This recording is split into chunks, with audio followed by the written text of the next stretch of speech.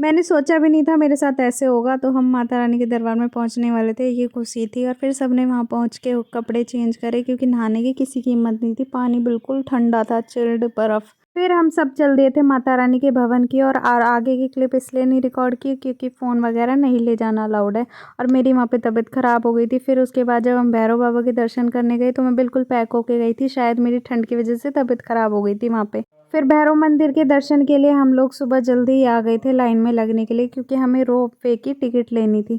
तो यहाँ से मिल रही थी रोप वे की टिकट पर पर्सन 100 रुपये की मिल रही थी, जिसके लिए हमें 2 घंटे पहले लाइन में लगना पड़ा, क्योंकि वो चढ़ाई काफ़ी खड़ी चढ़ाई है तो बच्चों के साथ काफ़ी मुश्किल हो जाती है हमें चढ़ाई करनी, इसलिए हमें रोप वे से जाना ईजी लगा। कोई नहीं, भगवान ये नहीं चाहते कि तुम इतना कष्ट करके ही जाओ, हमें जैसे कंफर्टेबल लगे वैसे दर्शन करने चाहिए। ऊपर से कुछ माता रानी का दरबार ऐसा लग रहा था, और पहाड़ तो ऐसा मन ही नहीं कर रहा था इनसे नजर हटाओ देखती ही रहूं बस। फिर हमने करे भैरव बाबा के दर्शन।